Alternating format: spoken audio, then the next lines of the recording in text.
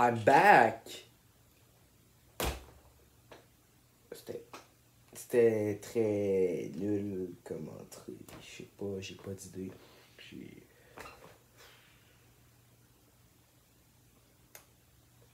Je suis désolé. Et voilà! Bonjour à tous, mes chers cinéphiles, et bonjour à tous tout simplement. J'espère que vous allez bien. C'est le vrai Cinnamon. Qui l'aurait cru, hein? Je vous pensiez que j'étais disparu. Non, non, pas du tout. Oui, 2 mois, c'est beaucoup. C'est long et j'en suis désolé pour ça. J'ai eu énormément d'occupation et YouTube, j'ai manqué de temps pour faire beaucoup de vidéos YouTube. À ça, j'ai eu des gros problèmes avec mon logiciel de montage, donc ça m'a privé aussi de faire des vidéos. Donc, ça a été la galère pendant 2 mois, mais maintenant, je suis de retour et la chaîne va vraiment prendre un rythme beaucoup plus régulier à partir d'aujourd'hui. Ça va devenir vraiment beaucoup plus régulier. Il va y avoir beaucoup d'autres films aussi qui vont sortir cet été au Québec et probablement en France aussi. Donc, il va y avoir énormément de contenu. Donc, aujourd'hui, le sujet de la vidéo, c'est pas pour parler d'un film, pas de 2 films. Je vais parler d'un gros résumé de tout ce que j'ai vu et qui est sorti durant les 2 derniers mois, qui a connu quand même une certaine popularité. Donc, ceux qui voulaient que je parle de Conjuring, je vais en parler. Cruella, je vais en parler. Je vais en parler de plein de trucs. Donc voilà, donc si c'est pas tous les films qui vous intéressent, allez voir ici la timecode. J'ai séparé les vidéos en différents chapitres pour que vous voyez vraiment la partie qui vous intéresse tout simplement. Si je vais parler d'énormément de trucs, ok? Il va y avoir beaucoup de choses.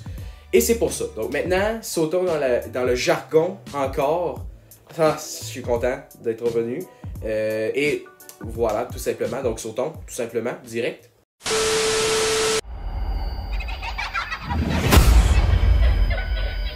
Hello, Detective Banks. When was the last time?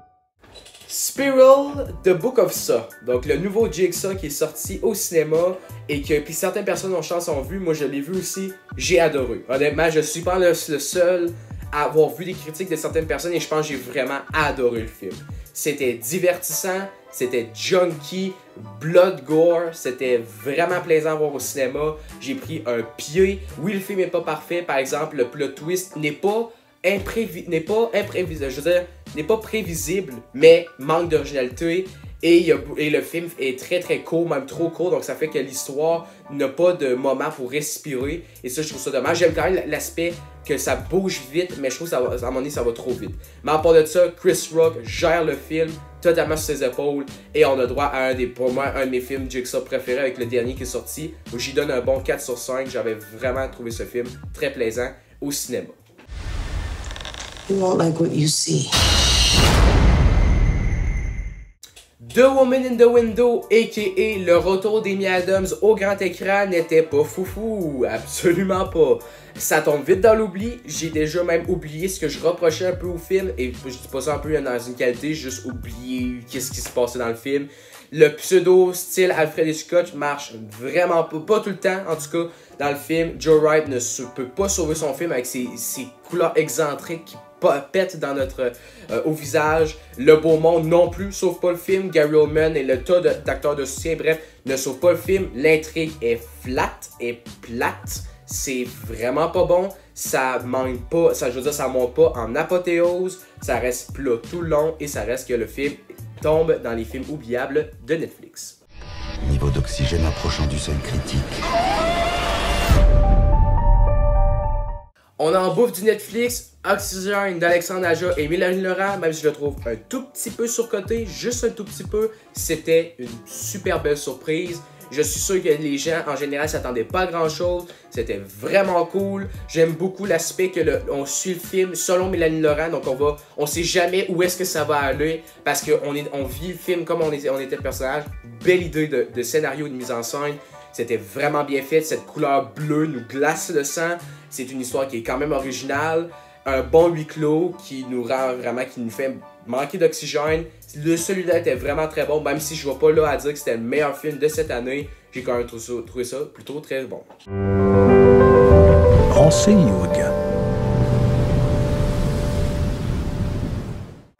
Après ça, niveau Oscar, Nomadland, c'était génial. C'était génial. quelle beauté fatale ce film. Ça me fait vraiment dommage que les gens, la plupart, le trouvent trop surcoté. Et non, pour moi, je pense que je suis un des seuls. Je le trouve vraiment beau. Une belle histoire sur l'ode américaine avec une Frances McDormand qui nous porte le film. Ça m'a vraiment venu me toucher. Je m'y attendais vraiment pas. Chloé Zhao nous surprend avec ses paysages américains, donc les paysages très montagneux, désertiques. Ça joue beaucoup avec les couchers de soleil, même à certains moments.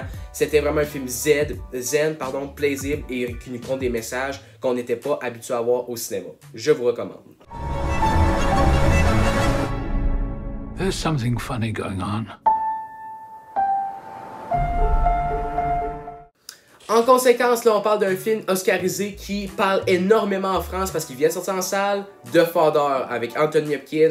Quel beau film. C'était magnifique. Il mérite tous ses prix, sauf peut-être lui d'Anthony Hopkins parce que je l'aurais donné à Chadwick Boseman pour ma part, mais Anthony Hopkins, il a eu une performance magistrale. La production design, donc les décors et le montage font un mariage inoubliable. C'est magnifique à voir. C'est vraiment un film hyper bien écrit. J'adore qu'on nous fasse vivre le film comme si on était Anthony Hopkins. C'était magnifique, c'était joli. Les acteurs sont phénoménaux et le film va vraiment rester dans les annales, je pense. Même si c'est pas un film qui va venir toucher tout le monde parce que c'est vraiment avec un message qui concerne peu de gens, mais moi, c'est quand même un petit peu touché, même si j'ai pas été le plus concerné par le film. Mais c'était pour moi, si je reste le plus objectif possible, c'était vraiment super bon.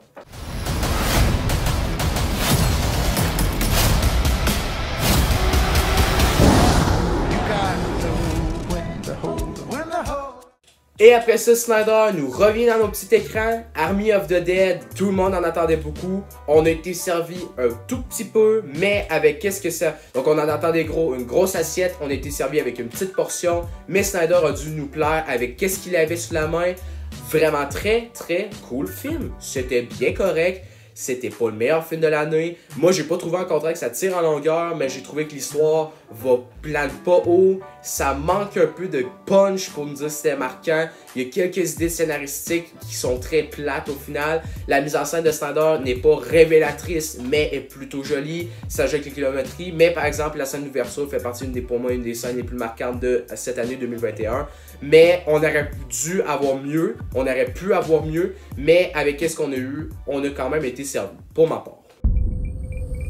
They're not the kind of people worth saving.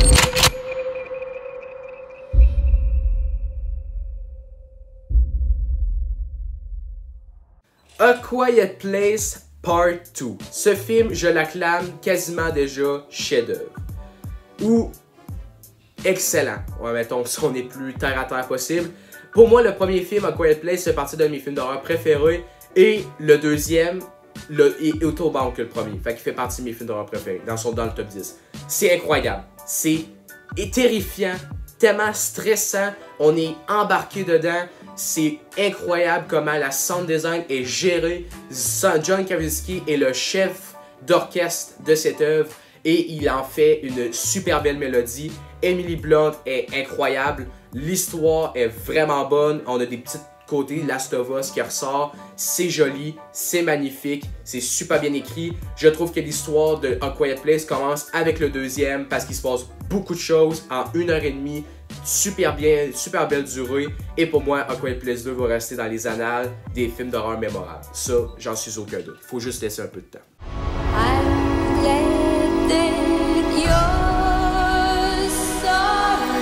I'm Cruella.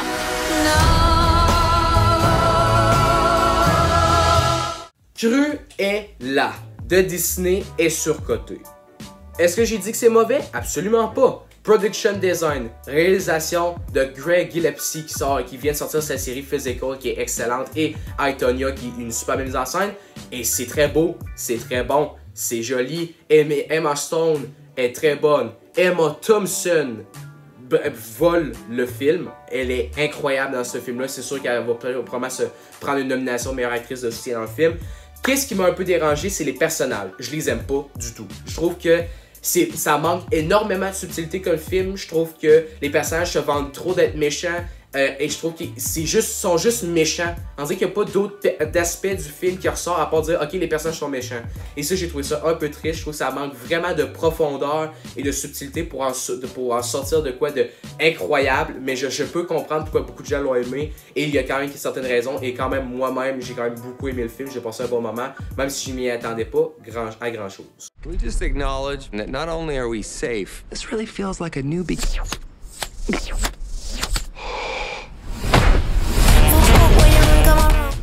Donc, La femme de mon meilleur ami ou Hitman Wife's Bodyguard vient de sortir au Québec. Je pense qu'en France, c'est pas sorti encore, mais c'est la suite d'un de mes films Bodyguard préférés, Hitman Bodyguard, qui est vraiment une superbe comédie, vraiment sous-cotée ce film-là. Si vous voulez aller voir, allez checker ça.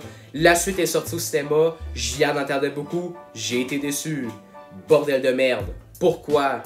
C'était bon, j'ai passé un bon moment, les langages vulgaires, l'humour noir, Ryan Reynolds qui fait son Ryan Reynolds, Samuel Jackson qui fait son Samuel Jackson est excellent. Le trio principal avec Salma Hayek et les deux acteurs, je viens de dire, c'est incroyable. Les personnages sont vraiment cool, mais la première partie, trop expéditive, le film gère mal son rythme et c'est un film qui plane pas autant haut que le premier, qui manque d'ambition et qui juste se contente d'être juste un film cheesy comme les autres. Donc ça fait que j'ai quand même passé un bon moment niveau divertissant, mais ça va pas planer plus haut que ça. Et ça m'a fait un peu triste parce qu'on va au premier. Et voilà, ça j'ai trouvé ça un peu triste. Just you! Good! Now hang on!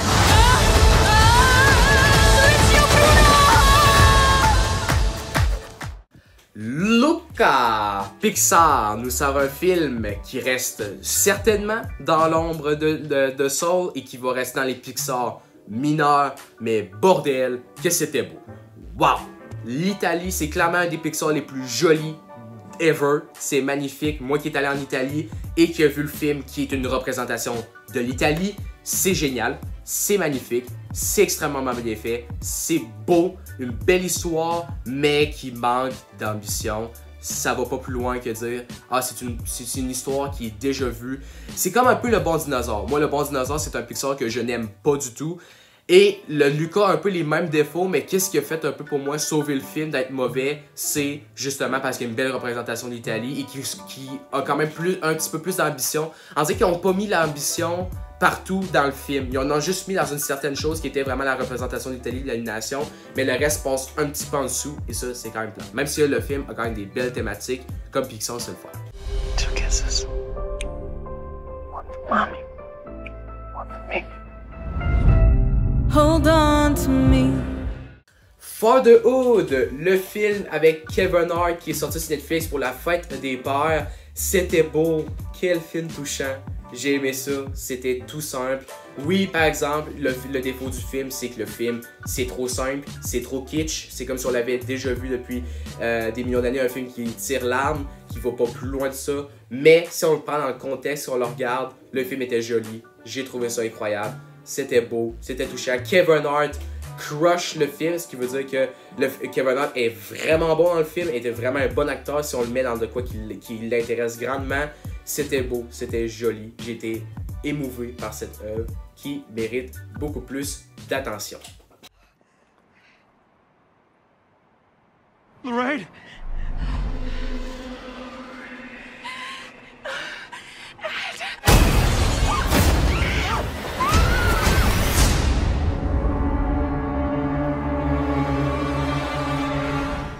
Et on finit en beauté avec les films, avec La Conjuration 3, The Devil Made Me Do It. Et en plus, quand je fais le tournage de cette vidéo-là, je ressors de la salle il y a quelques instants.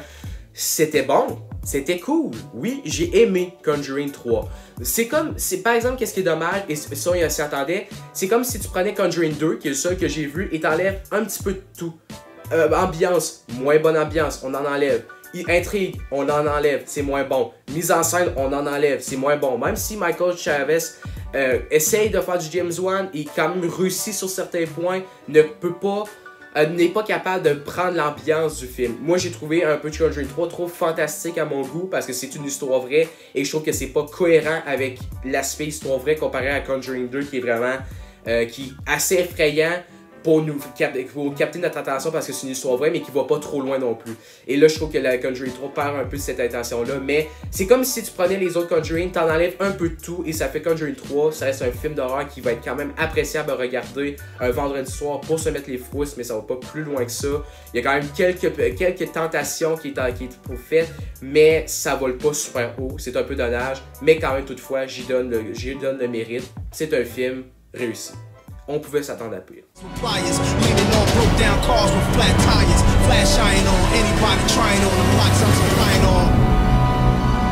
We're ready.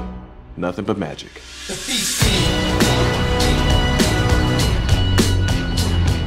Lupin saison 2 était vraiment meilleur que la première. Je sais pas si je suis un des seuls à penser ça, ok? Je sais pas, j'ai pas vu tant de critiques que ça sur Lupin 2, mais ce qui m'a fait vraiment beaucoup aimer Lupin 2, c'est qu'on va laisser un peu le côté braquage Ocean Eleven et on va mettre un style plus Jason Bourne, avec surtout le premier épisode qui est pour moi le meilleur épisode de la série à date, qui est vraiment caméra à la main, caméra épaule, qui est super bien fait. Omar Sy gère le rôle comme d'habitude, on laisse moins de place au braquage et on va plus laisser cette place à cette rivalité entre les personnages qui est vraiment bien faite. Et il y a vraiment une belle mise en scène, un côté espionnage qui en sort super bien. Et pour moi, j'ai écouté la série en une après-midi, ça m'a pris comme ça. C'est divertissant, ça va peut-être pas plus loin d'être divertissant, mais j'ai quand même passé un super beau devant Arsène, le cambrioleur gentleman, ou le gentleman cambrioleur, Arsène Lupin.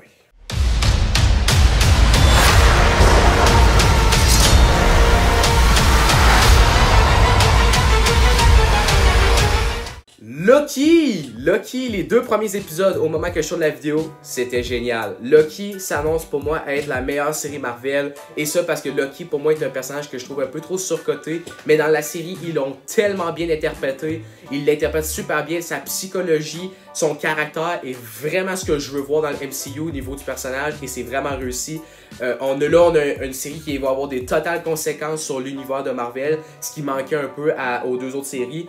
Et Tom Hiddleston gère le rôle, c'est super intriguant, c'est vraiment mystérieux, mais pas trop à la fois. Donc j'ai vraiment à date qui s'annonce pour être clairement la meilleure série Marvel dans les 3 qui sont sortis durant la première moitié de 2021. Et voilà, j'ai résumé tout ce que j'ai vu depuis les 2 derniers mois à peu près. Il y en avait des 2 cas, je vous l'avais dit. Donc j'espère que vous avez quand même toutefois apprécié cette vidéo.